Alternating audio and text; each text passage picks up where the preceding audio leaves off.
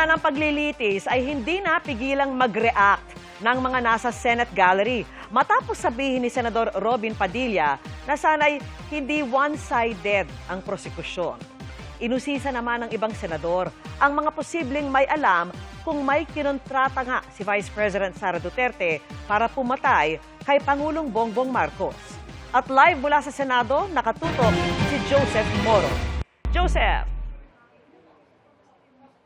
Vicky, tanong nga nitong si Senate President Sherwin Gatchalian kay NBI Director Melvin Matibag, sino ba yung mga sinasabi nyo na mga persons of interest na posibleng may alam o sila mismo yung assassin na kinontrata nitong si Vice President Sara Duterte? Sagot ni Matibag, 20 po yan at sila po, ilan sa kanila ay posibleng mga miyembro ng sariling security group ng Vice Presidente, ang Vice President Security Group. Tutuloy ko lang po yung mga katanungan ng mga kasama. Interesado ang mga senador sa sinabi ni NBI Director Attorney Melvin Matibag na may mga napupuruhan na sila ng mga posibleng may alam sa umano'y pagkontrata ng bise sa assassin. Sabi ni Matibag, mula sa network ng mga maaaring kontratahin ng bise, nasa 20 katao na ang kanilang tinitingnan. Kasama ba sila sa persons of interest, itong Vice President Security Group? Ba't sila nagiging persons of interest na merong potentially manggaling sa kanila itong pagkokontrata? Yun po yung precisely the reason na ayaw po natin na yung term na tinatawag na masunog yung atin pong lead na kinukuha. Yung nakausap nyo is hindi pa actual na nakontrata? Hindi po natin masiguro doon po sa natitirang numero, meron pong personalidad na kasama ron. Dagdag na tanong ni Presiding Officer Chis Escudero kay Matibag, may bayad bang kapalit ang pagkontrata kung meron man? Tutumbukin ko na po yung mga punto ko. Sa inyong investigasyon, may bayad po ba yung kinausap ni VP Sara? Kung 100% certain po kayo na may kinausap siya para patayin di umano ang Pangulo, may bayad po ba yun o libre? That is the part of the investigation po that we have to establish po. Sa interjection ni Senador Robin Padilla, ipinunto nito sa prosekusyon na huwag daw magsama ng mga testigong may kinakaharap ng kaso gaya ng 2 naunang testigo ng NBI na sina Special Agent John Mark Calilong at NBI Regional Director Attorney Jeremy Lotoc, bagay na pinabulaanan ng prosekusyon. Pero habang sinasagot ni Padilla, si Lead Prosecutor Jervy Luistro nagkaroon ng reaksyon ng ilan sa mga nasa gallery na hindi nagustuhan ng senador. Isipin nating mabuti bago po tayo magbigay ng mga witness na may perjury na kaso. I would like to take exception to the question and manifestation of the Honorable Senator Judge Robin Padilla. First of all, we were able to verify already that there are no cases pending against the prosecution witnesses. Sana hindi one-sided ang ating persecution. Ano? Kasi alam nyo, pag kayo ang pagpabor sa inyo, alam nyo, bawal po ang ginagawa. Bawal po ang ginagawa nitong nasa harap natin, nagkukomento. Hindi po sila allowed mag-ingay. Korte po ito. Thank you. You may proceed, Senator Judge. Who was speaking? Ako po. You may proceed, Senator Judge. I was interrupted. Pinakalma na lamang ni Escudero ang 2 panig. Ang seryosong paglalakay ng umano'y assassination threat ng Vice Presidente na nililitis ng Senate Impeachment Court, nakahinga na lamang ng konti na mabaling ang pansin ng mga senador, hindi sa mga prosekutor o depensa, kundi sa bel. Sa nasa 5 oras na halos dire-diretsong pagdinig ng Senate impeachment trial, sinusubukan ng korte na hindi ito maantala. Ang solusyon, bel.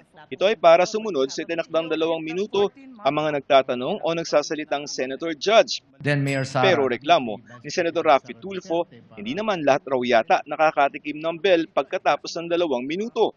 Nakakalata na kami. So dapat pag sinabing 2 minutes, 2 minutes. Pag sa amin sa majority, pag 2 minutes, pinipindot nito. 2-3 beses. Totoo yan. Pero pag sa minority, umaabot na ng 5 minutes, 10 minutes. At meron akong record yan. Pinapayagan. Ako, ilang beses na ako nang pindutan ng bell. Nakakairita eh. Paliwanag ni Presiding Officer Chis Escudero, pag kailangan naman mag-extend ay pinapayagan. Kaya ang ilang mga senador tulad ni Senador Bongo, conscious na sa oras. Huwag mo nang pumatak yung oras, hindi pa naman tanong yun. Since, kasama na sir?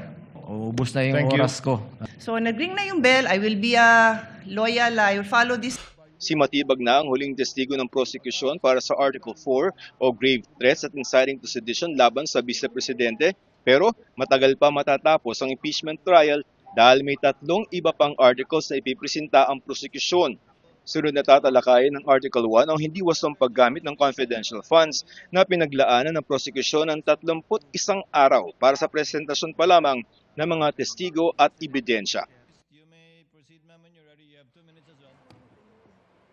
Vicky, may paalaala rin ang Senate Impeachment Court doon sa mga abogado ng defense at ng prosecution. Dalawa yan, si Atty. Michael Poa at saka si Atty. J. Tolosa na abogado na spokesperson pa na umiwas doon sa paglabag sa sub judice. Ito yung pag-comment o pag-argue sa labas ng Senate Impeachment Court tungkol sa mga merits ng kanilang kaso. Sabi ni PO o Presiding Officer Chis Escudero doon sa dalawa, minomonitor namin ang mga sinasabi nyo sa media. Vicky.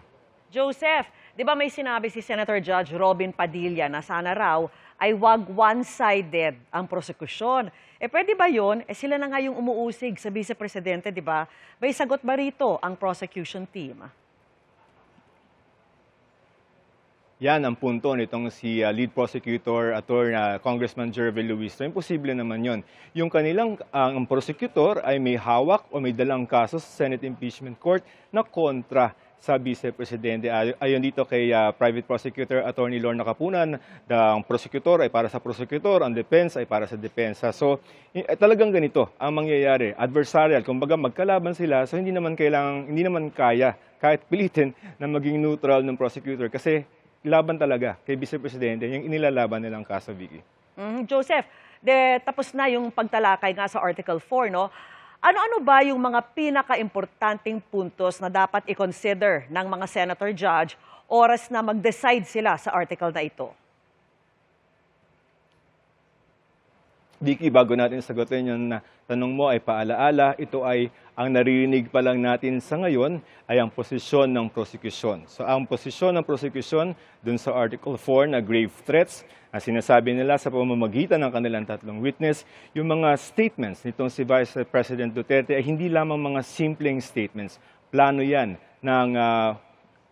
hindi magandang plano laban sa presidente at naglalagay sa alanganin sa seguridad level ng national security threat. At yung mga statements na yan na national security threat ay isang impeachable offense.